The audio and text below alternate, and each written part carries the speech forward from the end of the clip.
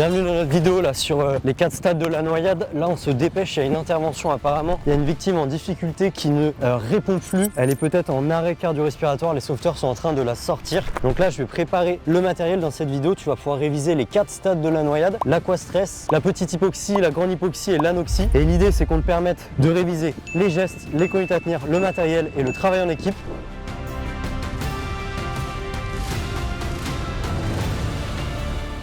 Bien entendu, c'est pas facile de penser à tout, de tout te souvenir. Donc pour ça, on t'a concocté un petit guide PDF gratuit. Envoie-moi un mail si tu en as besoin, ça va te permettre de pouvoir tout réviser.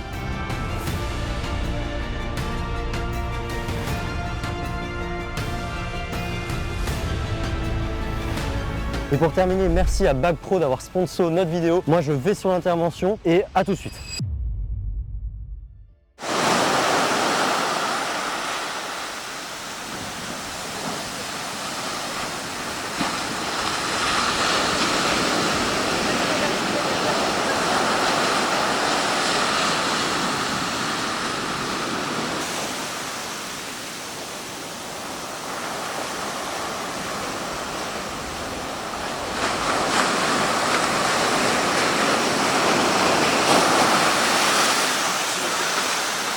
On va remonter encore un petit peu là plus haut. Je suis bien là aussi. Mais c'est bon hein. Ça va, vous sentez bien? Ouais, ça va. Vous êtes un petit peu pour notre bilan? Merci. Bonne journée.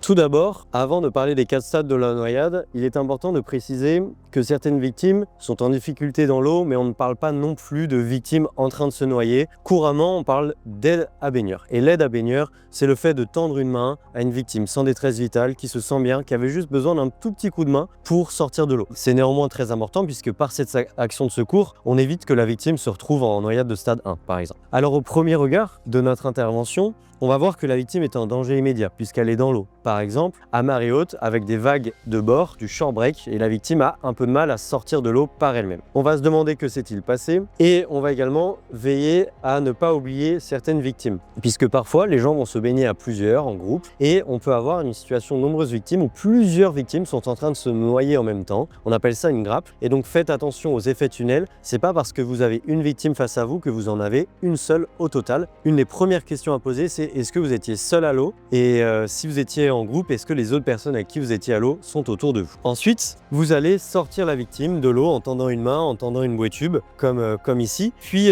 éventuellement faire un dégagement d'urgence à un sauveteur. Ensuite commence le deuxième regard. Et si on est juste sur une aide à baigneur, la victime sera bien entendu consciente, sans difficulté respiratoire et elle n'aura pas de plainte principale. Oui, elle était un peu en difficulté dans l'eau, mais elle va bien. Il n'y a pas d'atteinte des 3 fonctions vitales. Elle ne souhaite pas être prise en charge. Ce genre d'intervention d'aide à baigneur arrive sur des plages comme Biarritz à marée haute. Toutes les 10 secondes, à chaque vague qui arrive, on a une personne ou deux en difficulté. Les sauveteurs tendent la main, aident ces personnes à sortir et encore heureux que toutes les 10 secondes, on n'a pas une intervention avec un déploiement de matériel, de personnel, des flammes baissées, un appel au SAMU, sinon on ne s'en sortirait pas. Néanmoins, je ne vais pas minimiser cette action des sauveteurs. Grâce à l'aide à baigneur et à la vigilance des sauveteurs, on évite que les victimes passent en stade 1, 2, 3 ou 4. Néanmoins, si la victime présente un stress immense face à ce début de noyade, on va monter en catégorie et passer au stade 1, c'est l'aquastress. Allez, je remonte jusqu'en haut. Ok, vous pouvez vous asseoir. Ouais, ok, je vous accompagne. Là, asseyez-vous. Voilà. Tout va bien, rassurez-vous, je suis avec vous. Je suis sauveteur sur cette plage. Je vais m'occuper de vous. Dans un premier temps, je vais venir apprécier vos fonctions. D'accord? Donc d'abord, je commence par la respiration.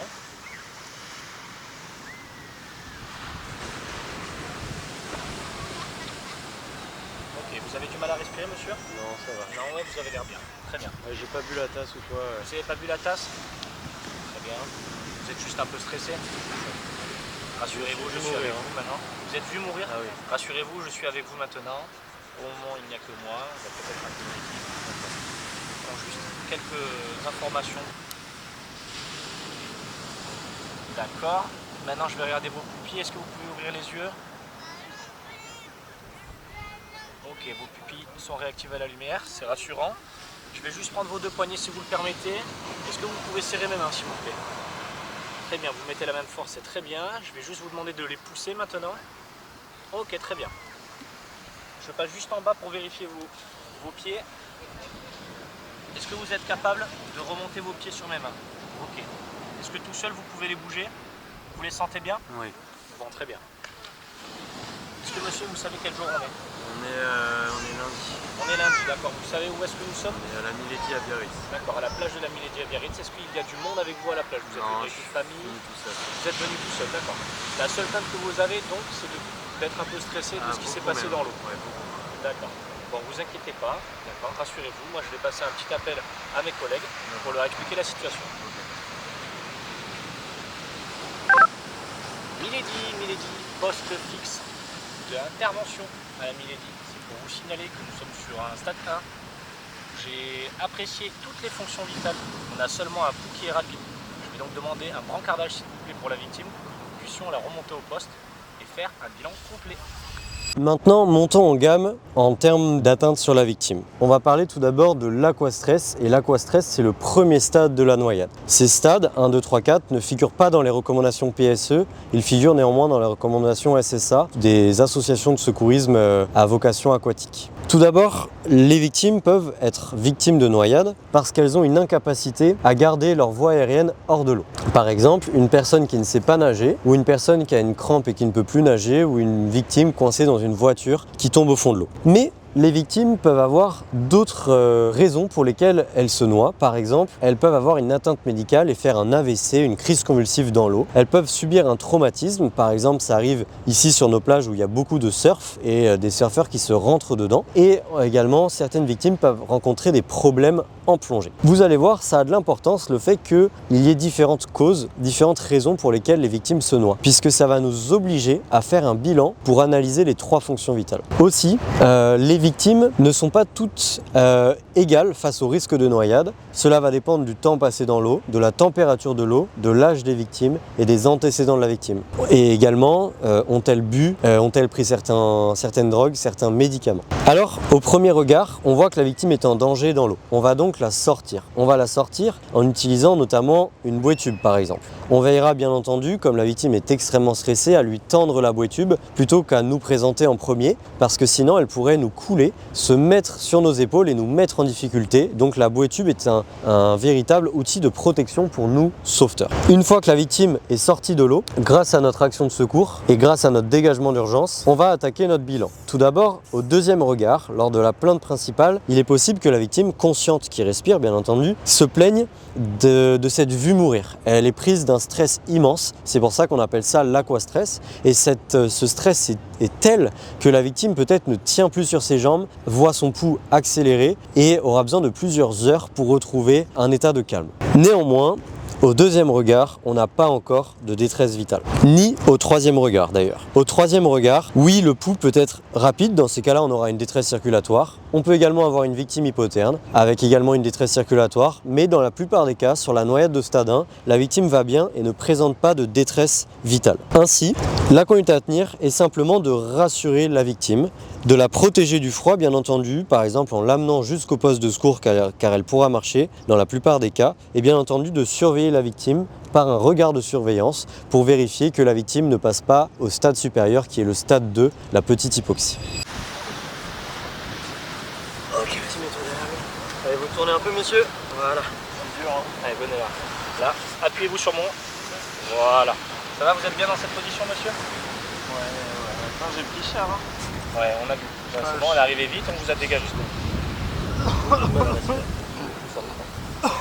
Lève-le bien. Ok. Là, monsieur, le plainte principal, vous avez du mal à respirer, vous avez mal là. Ok, vous étiez combien de temps dans l'eau? Monsieur, combien de temps vous étiez dans l'eau? Vous lui enlevez la combi, non? Ouais, enlève le haut de la combi. Allez, attention, monsieur. Hop, juste là. Hop, parfait. Ah, reste avec moi. Vous m'entendez, monsieur? Ça va bien. Là, je vous enlève la combi, ça va être plus agréable pour vous. Allez, restez là. Votre tête, elle bouge pas, tout va bien. Hop. On va juste un peu. Ok, mon collègue va se charger de vous, d'accord? Moi, je suis avec vous, je vous parle. Ok? On va vous mettre de l'eau 2 pour que ce soit plus facile pour vous de respirer. D'accord? Je vous mets un masque d'eau 2. Attention à vous, sur la tête. Là. Allez, hop. Et je vous le place ici. Vous m'entendez toujours, monsieur? Monsieur, vous m'entendez toujours? Monsieur, vous m'entendez? Vous pouvez me serrer la main? pouvez me serrer la main si vous m'entendez? Allez monsieur, un petit effort, on enlève ça. Ok, c'est bon. Tu peux attraper une couverture de survie derrière toi, Ouais. lui mettre. Allez. Soit bien droit. Allez, ne vous inquiétez pas. Hop, il y a l'eau qui va agir. Hop. Allez, je vous enveloppe avec moi. Comme ça, vous allez garder la chaleur de la poche. Hop. Sans-moi un bras juste pour le bilan. Ouais. Hop.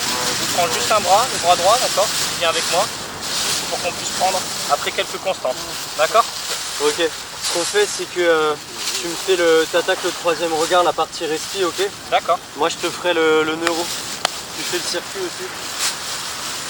Monsieur, vous me serrez les deux mains? Ok, super. Fermez les yeux, vous ouvrez d'un coup. Ok, très bien. Vous pouvez frapper régulier, ok. La respi, donc difficile. Non, un petit peu. Ok. Seulement un petit peu difficile. Est-ce que tu vois des cyanoses ou pas aux oreilles? Non, pas de cyanose. Ok, très bien. Ce qu'on se fait, c'est que tu peux me faire tension SAT? Ouais. Ok. Ah monsieur, vous êtes là toujours? C'est chaud. Est-ce que ça vous aide l'oxygène là, monsieur? Ça vous fait du bien ou pas? Ça fait beaucoup de bien. D'accord. Ça fait beaucoup de bien. Bon. On est là. Hein. Quel jour on est, monsieur? Pas très calendrier à la maison. On est... C'est le jour des vagues. On est mardi, on est mercredi, on est quel jour de la semaine? Ah, c'est le premier lundi. Lundi, ok. On est où là, monsieur? Bah, ici, là, une plage de la Millésie. Ok, très bien. Prends le Ok. bras monsieur, attention. Vous connaissez votre tension habituelle, monsieur, ou pas? Non, pas spécialement. C'est pas grave, d'accord. C'est vraiment bien votre Ouais, ça vous fait du bien? oxygène. Ok. On suit notre main monsieur. Hop. Voilà. Juste pour faire ça. Hop, c'est bon, vous vous sentez bien toujours? Oh, c'est Alors bien. faites attention, le brassard sur votre bras droit va gonfler. Alors on prend juste quelques constantes, d'accord monsieur? Ouais, c'est ça, hein. Ouais, vas-y, ça attaque le complémentaire. Allez, complémentaire, quatrième regard. Alors je vais vous poser quelques questions. On récapitule monsieur. Ce qui s'est passé, c'est que vous preniez une vague et vous vous êtes fait emporter par le break. Et après vous avez senti que vous n'étiez pas bien. C'est ça, vous avez avalé un peu d'eau? Pas beaucoup, hein. Un peu beaucoup. Au niveau de la région, est-ce que vous avez un problème quelque part? Est-ce que vous avez mal quelque part à part le fait de mal respirer? Non, Non. pas aux poitrines. Poitrine, vous avez un peu mal? Ah, j'ai vraiment beaucoup d'eau, hein. Sur une échelle de 1 à 10, vous diriez que vous n'êtes pas bien comment? Bah, 7, là on est à 4, 5. Vous étiez à 7 et vous êtes passé à 4-5? Ouais, bah, ça Bon, va. c'est bénéfique alors. Ouais, ça va. Bon, très bien. Est-ce que vous avez quelques maladies?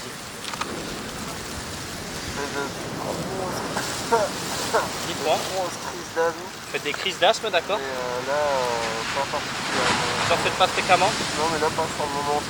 Non. Là, ça va. Vous ne sentez pas que vous êtes en crise d'asthme? Beaucoup d'eau. Beaucoup d'eau. Vous Vous savez à quand remonte votre dernière crise d'asthme? Ouais, c'est la semaine dernière. La semaine dernière, d'accord. Est-ce que vous êtes déjà fait hospitaliser, monsieur, pour quelconque raison? Pas loin. Non? D'accord, très bien. Est-ce que vous prenez un traitement pour l'asthme, par exemple? Ventoline seulement? D'accord. Est-ce que vous voyez un médecin de temps en temps? Absolument? Mon médecin, Votre médecin traitant? ouais, Ok. Tous les combien de temps vous le voyez à peu près? tous les mois, peut-être. Tous les mois? Très bien. Est-ce que vous avez des allergies, monsieur? Pas particulièrement le pollen, parfois être sensible. Le pollen. Ok, très bien. Est-ce que tu as pu avoir toutes les informations? Ouais, C'est que juste tu es resté à MHTM. ouais, pour te dire, je suis passé à 12 comme la SAT est à 100. Parfait. Juste, tu m'as dit la douleur gorge, c'est combien de 0 à... Il était à 7, il est passé que entre 4 et 5. Ok, c'est descendu. Sachant qu'il n'a pas d'autre douleur, c'est vraiment Ok. juste un problème de respiration. Là, monsieur, par rapport à quand on vous a commencé l'intervention, comment vous vous sentez? Comment ça a évolué? Bien pris en charge. Ouais. L'air, c'est bien, là, votre Niveau là. froid, là, vous êtes comment? Au top. D'accord, très bien. On va appeler le SAMU, on va lui demander, on va transmettre le bilan, d'accord, pour se rassurer. Ça marche? Très bien. Je reste avec lui. Monsieur, Ouais. vous m'entendez toujours? Poste, Vous êtes bien là sur moi comme ça? Équipe d'intervention, donc pour information sur la victime. Donc on a une gêne respiratoire. On a Prendre votre tension et prendre votre certificat de repère à nouveau. on a l'oxygène. Ça du break. La salle est bonne, on est en train de baisser l'O2 progressivement. Bien, nous avons vu qu'au stade 1, généralement, il n'y a pas de détresse vitale. La victime, oui, est particulièrement stressée, mais il n'y a pas d'atteinte de la fonction respiratoire. C'est la différence avec le stade 2, où la victime va avoir une détresse respi. Donc dans ce petit exposé, je vais revenir sur les causes de la noyade, les risques de la noyade, la conduite à tenir tout en le mélangeant à des explications sur le bilan et les signes. Puis dans un dernier temps, je ferai un rappel sur les 3 fonctions vitales et sur l'hypothermie. Ce qu'il faut comprendre, c'est que les noyades peuvent avoir différentes causes, d'où l'importance de faire notre bilan. Puisque les victimes peuvent se noyer ou être victimes de noyade parce qu'elles sont atteintes d'une infection médicale, une crise d'épilepsie, un AVC, d'un trauma ou avoir des problèmes en plongée. Et ce n'est pas toujours une incapacité pour la victime à garder ses voies aériennes hors de l'eau, comme si la victime ne savait pas nager ou est prise d'une crampe ou est prise dans une embarcation, une voiture qui est en train de couler et elle n'arrive pas à s'en extraire. Quoi qu'il en soit, l'état de gravité de la victime va différer selon son âge, le temps passé dans l'eau, la température de l'eau, les conditions océaniques et les antécédents de la victime. Les risques sur les noyades sont évidents. La victime peut être hypoxique, ça c'est lié à un manque d'oxygénation à cause du contexte de noyade. La victime peut être hypotherme, elle a une baisse de sa température corporelle liée au fait qu'elle est mouillée, qu'elle est en extérieur, qu'il y a du vent, on va détailler plus tard. Et puis il y a aussi un risque, ce sont les personnes qui font les manœuvres de désobstruction. Il ne faut surtout pas faire de manœuvres de désobstruction comme un étouffement sur une noyade, ça va aggraver votre situation. Alors attaquons notre bilan et notre conduite à tenir. Au premier regard de notre bilan secouriste, on a vu que la victime est en danger immédiat. C'est pour ça que naturellement, on va assurer le sauvetage aquatique de la victime avec une bouée tube, une bouée gonflable, un jet ski. Si on a un sled, on va mettre la victime à plat ventre sur le sled et on va se mettre en sandwich dessus. Puis ensuite, on va faire le dégagement d'urgence de la victime. Précisons que les spécialisés peuvent faire des dégagements d'urgence spécifiques quand la victime a un trauma. C'est extrêmement rare, hein, les traumas en proportion quand on analyse les stades de noyade, mais ça peut arriver. Exemple typique ici à Biarritz, 2 surfeurs qui se rentrent dedans, une planche de surf qui arrive dans la colonne, dans les cervicales de quelqu'un, ou alors une personne au short break à marée haute qui se prend dans les rouleaux et se fait traumatiser. Donc les sauveteurs sont formés à utiliser par exemple des techniques de plan dur et de pose de collier pour extraire la victime. Néanmoins, c'est pas toujours réalisable. Si les conditions sont trop importantes, la priorité sera au dégagement d'urgence de la victime et non pas à sa protection de l'axe tête-coutron. Ensuite, passons au second regard de notre bilan secouriste. Au second regard, on va voir que la victime est consciente, respire et ne saigne pas. Néanmoins, elle va sans doute nous faire part dans la plainte principale d'une difficulté à respirer, d'une gêne. Et cette plainte, on va l'approfondir dans notre troisième regard, puisque en analysant la fonction respiratoire, on va se rendre compte qu'il y a, par exemple, des cyanoses, une difficulté à respirer, une ventilation qui est superficielle, bref, des signes de détresse respiratoire. Et ce qui est caractéristique sur une noyade quand de l'eau est inhalée, c'est la toux, c'est un signe qu'il y a de l'eau dans les poumons. Une victime qui tousse, généralement, on va considérer qu'elle est en stade 2 de la noyade. Ainsi, vu qu'on a détecté une détresse dans notre bilan secouriste, on met sur pause le bilan, vous le savez, et on va faire des gestes de secours. On va mettre la victime en position demi-assis. On va mettre la victime sous oxygène. Et oui, on va mettre la victime sous oxygène à 15 litres minute avec un masque haute concentration, étant donné qu'on a une détresse respiratoire, même si nous n'avons pas de saturation. La saturation arrive qu'au 4e regard, et là nous sommes qu'au 3e regard à l'appréciation, à l'examen des signes cliniques. Et donc, oui, on peut tout à fait mettre une victime sous oxygène sans valeur de saturation, et ça il faut vraiment répéter et marteler ce message. Le clinique passe avant les mesures, et d'ailleurs ces mesures risqueraient d'être faussées. La victime est hypotherme, a les doigts froids, mouillés, donc on n'est pas sûr de notre valeur de SAT. Notre valeur de SAT, si elle est fiable, va juste nous permettre de pouvoir baisser le débit d'oxygène. Ensuite, on va rassurer la victime qui a une détresse vitale, et bien sûr, comme vous le savez, sur une détresse respi, on va lutter contre le froid en séchant la victime, en l'enveloppant dans des couvertures. Alors pourquoi des couvertures? Eh bien, puisque le meilleur isolant, c'est l'air. D'ailleurs, chez vous, n'avez-vous pas du double vitrage? En fait, quand on met plusieurs couvertures de survie, de l'air se met entre et va améliorer notre dispositif isolant. Ensuite, je rappelle que l'objectif, ce n'est pas juste de couvrir la victime, c'est d'isoler la victime du froid. C'est très pertinent de glisser un brancard en dessous ou de mettre une couverture de survie entre le sol et la victime afin de protéger également de la déperdition thermique liée à la partie du corps qui est en contact avec le sol. On déshabillera la victime, on ne laisse pas une victime noyée avec sa combinaison. Anticiper le pire, l'arrêt cardiaque. En plus de ça, c'est un vêtement mouillé Et lorsque nos vêtements sont mouillés, on se refroidit 5 fois plus vite. On va protéger du vent et on va ensuite poursuivre notre bilan. Et oui, c'est tout le temps pareil. On fait notre bilan. Dès qu'on détecte quelque chose qui cloche, un voyant s'allume, on met sur pause le bilan, on fait nos gestes de secours et une fois qu'on a fait tous les gestes de secours qui s'imposent, eh bien, on recontinue notre bilan. On va analyser dans le troisième regard la fonction circulatoire, puis la fonction neurologique qui nous reste à analyser. Et oui, on va balayer toutes les fonctions vitales. C'est interdit et je vous l'interdis de faire un effet tunnel. Ce n'est pas parce qu'on est dans un contexte de noyade qu'on a seulement une détresse respi. Certaines victimes, on l'a vu, peuvent faire un AVC dans l'eau et donc en plus d'avoir peut-être cette détresse respi, elles vont avoir une détresse neuro. Certaines victimes peuvent également avoir une détresse circu, exemple d'une victime allergique aux méduses qui se fait piquer. Ce choc anaphylactique crée une vasodilatation qui fait chuter sa pression artérielle et la cause de sa noyade, ça va être une chute de la pression artérielle. Donc on ne peut pas se permettre de zapper certaines parties du bilan. C'est trop important d'avoir un bilan qui est exhaustif. Et une fois qu'on a fait notre troisième regard, puisqu'il y a une détresse, on va passer un bilan précoce. Et oui, dès que je vois une détresse, je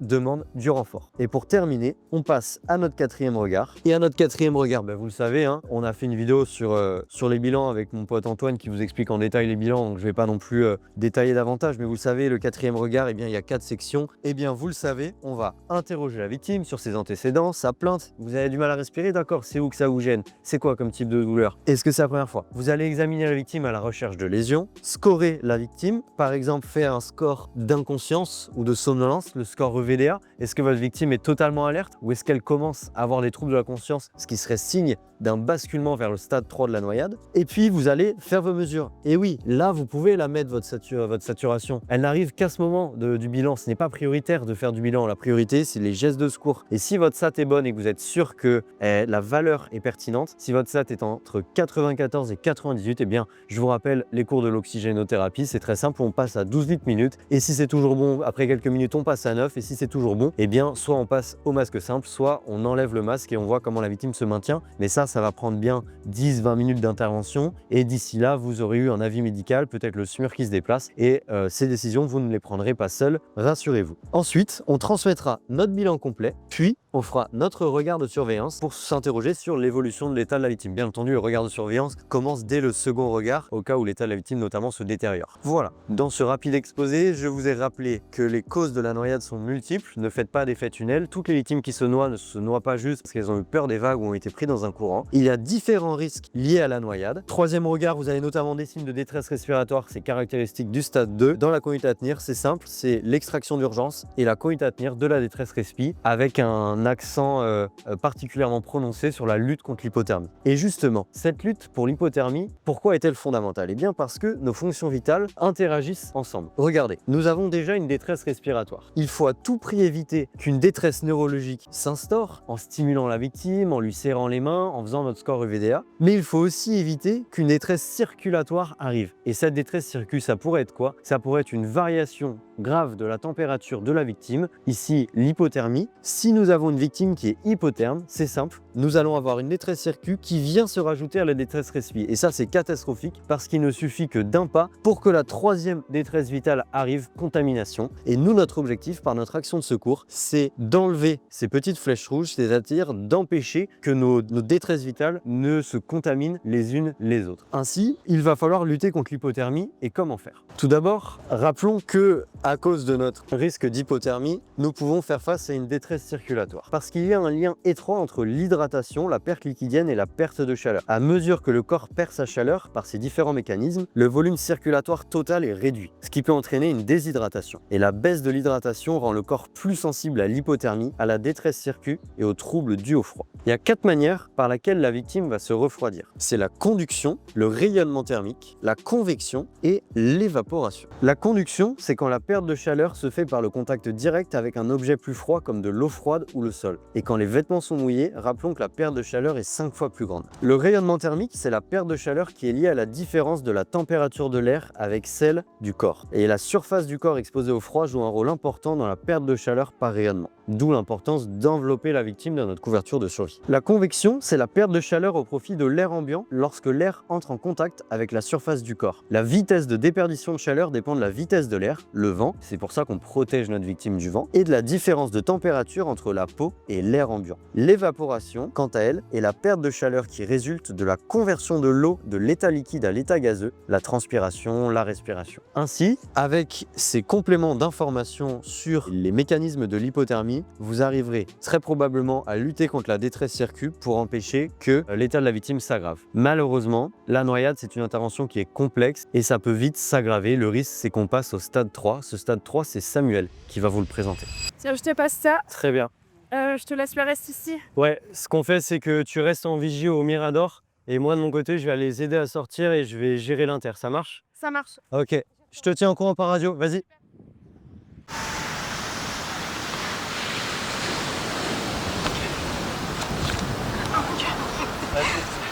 Claire à la tête.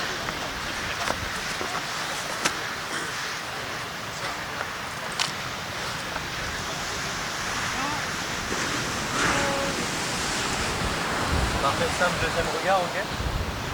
Sam, respire. Pardon, que vous m'entendez, serrez-moi les mains et les yeux.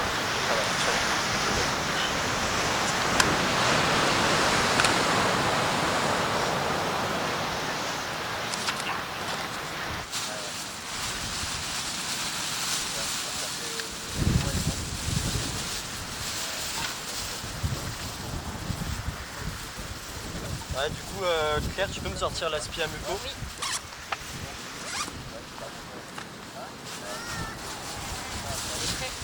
Parfait. Tu commences le troisième regard? Ouais, bonne idée. Donc tu me fais le respi en priorité, ok? Et Sam,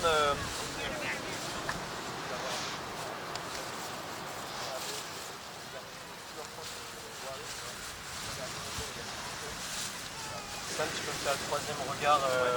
Sam, tiens. Tu fais la partie circuit et neuro, ok? Il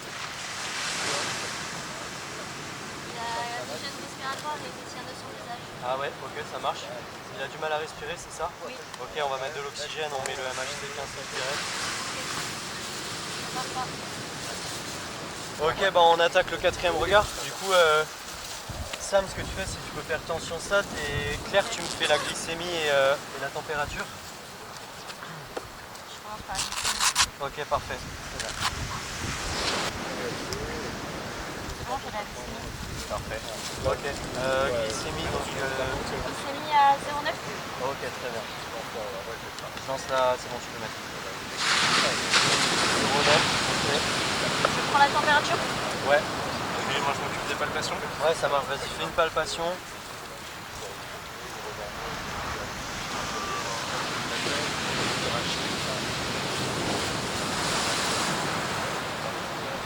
Température à 36,7.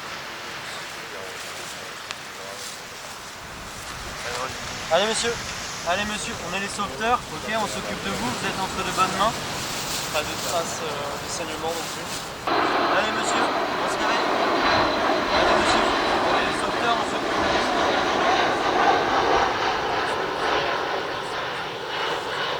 Tu peux me faire la fréquence respi sur une minute s'il te plaît, Claire?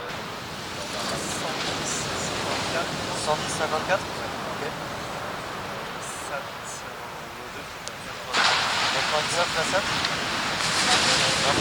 Ouais, bon bah on va baisser un peu le... On passe à 12 litres, ok? Nous allons maintenant parler de la grande hypoxie, le stade 3. Commençons par les risques et conséquences, puis les signes et le plan d'action, le bilan avec les 4 regards, puis un focus sur les 3 détresses neurologiques, respiratoires, circulatoires. Dans les risques et conséquences du stade 3, nous avons l'hypoxie, se caractérise par de l'eau dans les poumons, la victime a inhalé de l'eau, une perte de connaissance, on a une victime qui ne réagit pas, l'hypothermie, très important, victime qui peut avoir attrapé froid à force de rester dans l'eau, régurgitation qui se caractérise par de l'inhalation de l'eau qui vient encombrer les voies aériennes et donc l'apport d'oxygène. Le risque majeur est l'arrêt cardiaque, la victime passe du stade 3 au stade 4. L'hypoxie est un manque d'oxygène dans les poumons qui n'est pas toujours lié au risque de noyade. Au premier regard, on sait qu'on a un danger immédiat, on a une victime qui peut être dans l'eau, ça va se caractériser par le fait qu'elle ait perdu connaissance, qu'elle soit en araignée, donc les voies aériennes dans l'eau, immergée. L'importance va être de la dégager en urgence, notamment avec une bouée tube ou via l'aide d'un jet ski sur le sled à l'arrière. Lors d'un stade 1 et 2, la victime va être évacuée sur le ventre, sur ce sled. Lors d'un stade 3 et 4, comme nous avons ici, la victime sera évacuée sur le dos afin de libérer les voies aériennes. Il est très important d'appeler des renforts au sein de l'équipe de sauveteurs afin d'avoir une équipe qui intervient et si besoin, de pouvoir baisser la flamme. Nous sommes sur un contexte de stade 3 avec une victime inconsciente, sachant qu'on a également ce risque d'aggravation qu'elle bascule en stade 4. Mieux vaut jouer la prudence et la sécurité en baissant la flamme pour alerter le public, sécuriser et éviter le suraccident. Au deuxième regard, nous allons rechercher une menace vétale qui peut être une hémorragie, une perte de connaissance, un étouffement ou un arrêt cardiaque. Ici, nous allons avoir notamment la perte de connaissance qui caractérise la grande hypoxie. Nous allons donc mettre la victime en position latérale de sécurité, car la victime, c'est important qu'elle ne soit pas sur le dos pour pouvoir régurgiter et le visage donc vers le bas de la pente, tourné vers l'océan, de manière à ce qu'elle ne garde pas les sécrétions qu'elle peut avoir dans la bouche. C'est pourquoi nous allons également préparer l'aspirateur à mucosité pour aspirer ces sécrétions et dans l'anticipation éventuelle d'une évolution de la victime vers un stade 4. On va protéger la victime du vent afin d'éviter l'hypothermie et qu'elle ne se refroidisse. En plus de la protéger du vent et avant de l'envelopper dans des couvertures, nous allons la sécher sans friction en tamponnant doucement, de manière à éviter un afflux sanguin et une chute de la pression artérielle. Nous allons également déshabiller la victime, très important d'enlever tout ce qui peut la serrer, la comprimer, donc notamment la combinaison comme on peut retrouver sur une personne dans un milieu aquatique. Et également, en déshabillant la victime, on gagnera du temps si la victime bascule en arrêt cardiaque pour poser les électrodes. Nous poursuivons ensuite le bilan en restant face à la victime afin de pouvoir maintenir un contact visuel et en gardant une main sur le ventre pour vérifier que la poitrine se soulève. Nous pouvons retrouver au troisième regard, lorsque l'on apprécie les fonctions vitales de la victime, obligatoirement une détresse neurologique qui se caractérise par une perte de connaissance ou des troubles de la conscience. La victime est somnolente ou en retard de réaction. À partir de ce moment-là, la victime, on la considère en stade 3. Il est également possible que la victime présente dans ces cas-là une détresse respiratoire qui peut se caractériser par exemple par une difficulté à respirer. On sent que lors de la respiration de la victime, c'est difficile pour elle, c'est lourd, c'est vraiment une dépense d'énergie conséquente. Ça peut se caractériser par une cyanose. On a les extrémités qui peuvent être bleues, violettes du fait du manque d'apport d'oxygène dans le sang ou par une ventilation qui peut être superficielle. Ce sont de tout petits mouvements respiratoires comme si la victime haletait. La respiration peut aussi être irrégulière. On ne va pas avoir de soulèvement régulier de la poitrine, sera désordonné. C'est également un signe auquel il faut prêter attention ou une respiration qui peut être rapide. Voilà, la personne respire rapidement, on sent qu'il y a une vraie difficulté. C'est pourquoi on peut également comprendre ça par le fait qu'elle peut tousser. Alors, on va la voir faire. On va directement la mettre sous oxygène à 15 litres minute, sans avoir besoin de connaître pour le moment la saturation ou les autres paramètres vitaux. C'est capital de directement la mettre sous oxygène afin de prévenir ce risque de la bascule vers l'arrêt cardiaque. Veillez-y, c'est très important, on insiste sur ce point. Vous mettez la victime sous oxygène à 15 litres immédiatement lors du troisième regard. Vous n'attendez pas le quatrième. On vient mettre l'oxygène parce qu'il y a une détresse respiratoire et non pas une détresse neurologique. Ça ne fait pas partie de la conduite à tenir lors de la détresse neurologique. En revanche, c'est très important lorsqu'on identifie une détresse respiratoire de mettre l'oxygène, notamment dans un contexte de noyade. En secourisme, on va lutter contre l'hypoxie sans entraîner une hyperoxie par un apport d'oxygène. Nous allons maintenant arriver au quatrième regard où nous allons mesurer les paramètres vitaux de la victime, notamment la glycémie, car la victime peut par exemple être un surfeur qui n'a pas mangé de la journée et que l'on va retrouver avec une perte de connaissance, inconscient dans l'eau, du fait de ne pas avoir mangé. L'hypoglycémie peut donc être une des raisons du stade 3, une des causes. De toute façon, sur toute victime inconsciente, nous mesurons la glycémie. Également, nous allons mesurer la saturation en O2 pour voir le taux d'oxygène dans le sang doit être entre 94 et 98%. Nous allons ensuite examiner la victime, vérifier s'il y a des lésions, un traumatisme, une déformation sur les membres supérieurs ou inférieurs. Également, nous allons interroger l'entourage de la victime, car comme nous savons qu'elle est inconsciente, qu'elle a perdu connaissance, elle ne pourra pas répondre d'elle-même si elle prend un traitement, si elle a déjà été hospitalisée ou si elle présente une quelconque maladie ou signe particulier dont il faut tenir compte et qui sera à transmettre au bilan. Ce sont des éléments qui peuvent précipiter et l'intervention des secours ou d'un véhicule médicalisé spécialisé afin de sauver la victime plus rapidement. Et ensuite, nous allons scorer la victime avec la méthode de scoring EVDA, éveillé, voix douloureuse à réactive. E, éveillé, la victime est consciente. V pour la voix, la victime est somnolente et réagit aux stimuli verbal. Le D pour douloureux, la victime est inconsciente et réagit aux stimuli douloureux par une pression exercée sur le lit de l'ongle. Et A, la victime est inconsciente également, à réactive.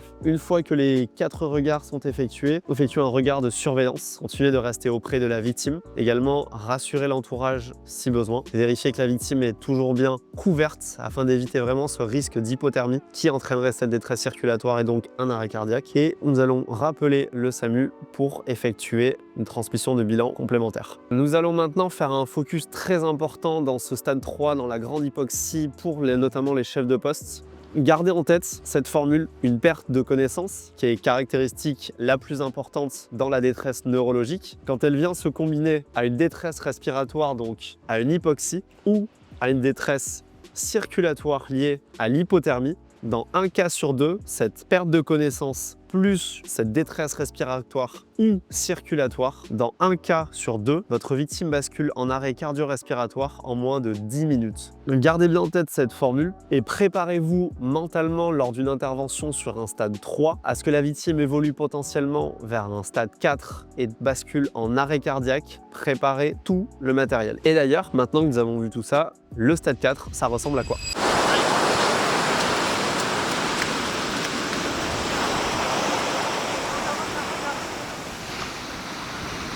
C'est là, venez.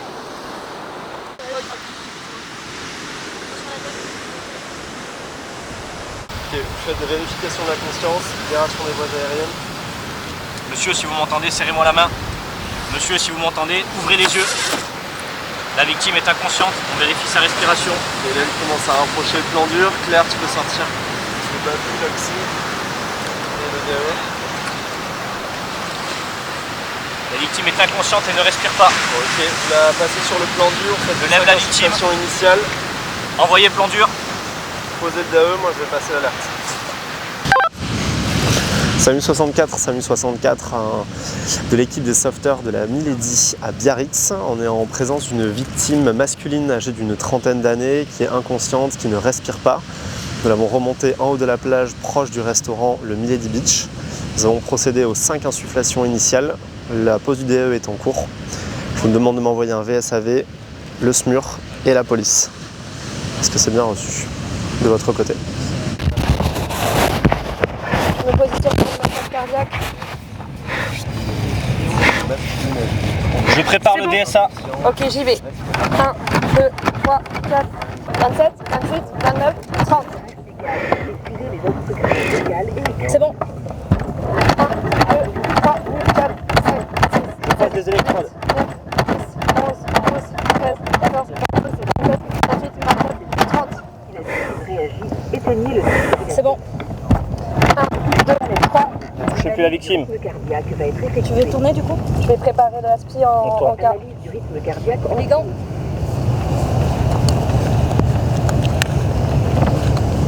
Les gants, les gants. Le choc est nécessaire. Ne touchez plus la victime. Appuyez sur le bouton choc orange. Attention, choc. Le choc Ça a récarte été quoi Julien pour le choc? Je reprends le massage.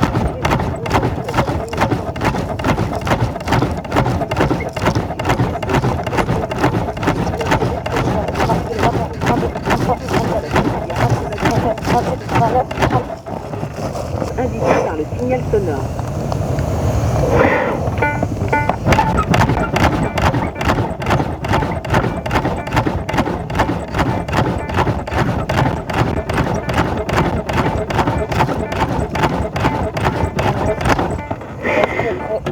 Au besoin.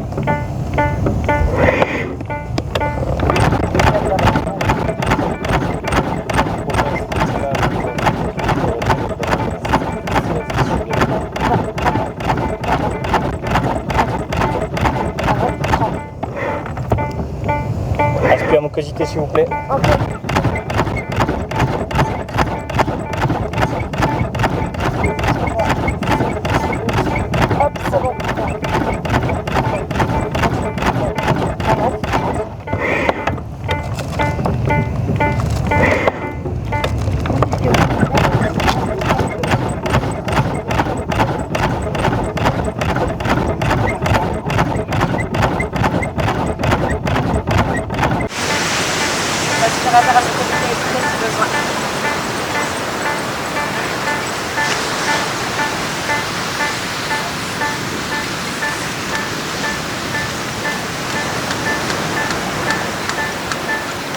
Pareil à mucosité s'il vous plaît. Ok.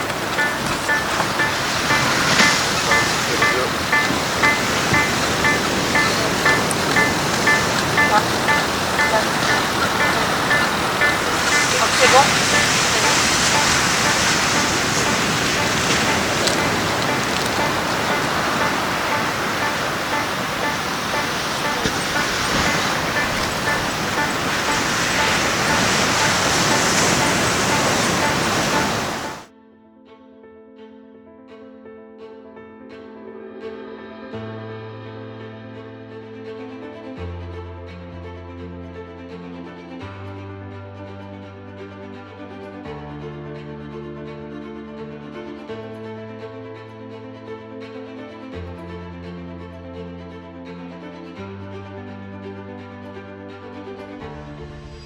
Là, on passe au stade ultime de la noyade, c'est le stade 4, l'anoxie, et c'est le stade ultime où les 3 fonctions vitales sont totalement atteintes. La fonction neuro, la fonction circuit, la fonction respi. C'est très grave, la victime est en arrêt cardiaque, c'est-à-dire qu'elle est décédée, elle est morte, et on va masser cette victime qui est décédée avec l'objectif de la stabiliser dans son état clinique pour que le SMUR puisse réussir à la récupérer. Donc, on l'a vu, les risques et les conséquences, je ne reviens pas dessus. On a largement cité sur le fait que la victime peut basculer en arrêt cardiaque très rapidement. La victime est sortie de l'eau à plat d'eau sur le sled du jet ski ou avec les bouées tubes ou par hélicoptère par exemple ou avec un IRB. Et au deuxième regard, on se rend compte que notre victime est en arrêt cardiaque. C'est-à-dire qu'elle ne respire pas ou ne respire pas normalement. Elle présente une respiration qui est inefficace, bruyante, lente, saccadée, moins de 6 respi par minute, ou alors une absence de respi et également une absence de conscience. Notre victime inconsciente qui ne respire pas est donc en arrêt cardiaque et la conduite à tenir va être légèrement différente quand c'est un arrêt cardiaque par noyade. Rappelons quand même que toutes les victimes qui sont en arrêt cardiaque devant l'eau ne sont pas nécessairement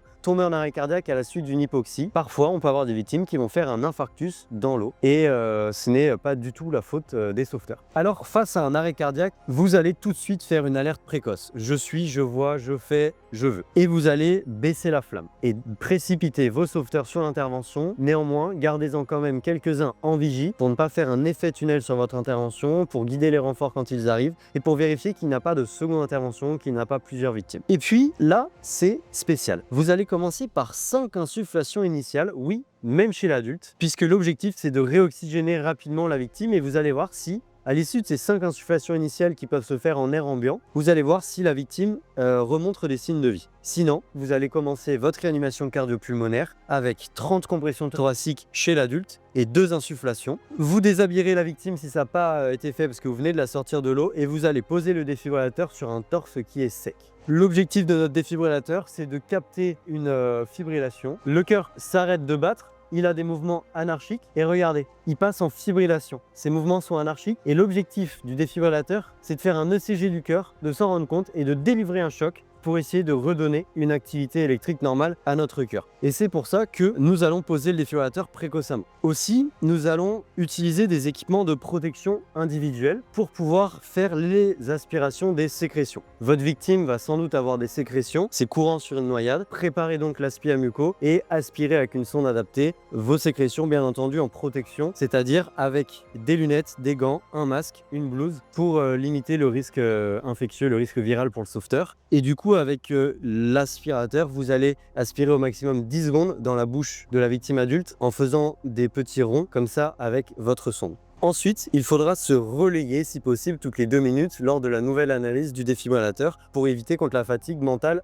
et physique. Plus tard dans l'intervention, on va rechercher le pouls. À partir du moment où on est 3 sur l'intervention, on va rechercher le pouls pendant que quelqu'un masse. Et normalement, en recherchant le pouls à la carotide ou à l'artère fémorale, normalement, eh bien, on va sentir quelque chose. Et oui, on a un collègue qui est en train de masser. La question, c'est est-ce qu'on perd ce pouls lorsqu'on arrête de masser et qu'on fait des insuffles? Si on perd ce pouls, eh bien, on continue l'intervention. Et si on se rend compte qu'on a une reprise de pouls, c'est-à-dire que notre victime a récupéré un pouls grâce à notre action de secours et notamment le défibrillateur, eh bien, dans ces cas-là, on va arrêter le massage, continuer à surveiller ce pouls et faire des insufflations uniquement. On va faire une insuffle toutes les 6 secondes Avec l'insufflateur manuel, ça fait 10 par minute chez l'adulte et on va contrôler en permanence le pouls. Et bravo, on est sans doute en train de récupérer notre victime. C'est déjà génial si on arrive à laisser repartir la victime à l'hôpital avec un pouls. Si dans des cas très rares, on arrive à récupérer directement la victime, qu'elle remontre des signes de vie clairs, qu'elle bouge, qu'elle ouvre les yeux, qu'elle vous parle, et bien dans ces cas-là, on lui laisse le défibrillateur posé, il ne va pas choquer, rassurez-vous, on arrête les compressions et les insuffles au bas vu, on met un masque haute concentration, on attaque notre bilan, on protège la victime du risque du froid, mais attention, le risque de récidive est énorme. Ainsi, face à une victime en anoxie, il faudra réaliser une réanimation cardio-pulmonaire avec la petite particularité qu'on commence par 5 insufflations starter, même chez l'adulte. Cette vidéo est maintenant terminée. Si ça vous a plu, eh bien, téléchargez notre guide PDF sur la conduite à tenir de la noyade. Vous pouvez également nous suivre sur les réseaux sociaux pour voir tout notre travail, les différentes vidéos. On a fait d'autres vidéos qui vont vous plaire sur l'arrêt cardiaque spécifiquement, sur les bilans, sur le matériel. Je pense que ça va vous intéresser et à très vite pour de nouvelles vidéos.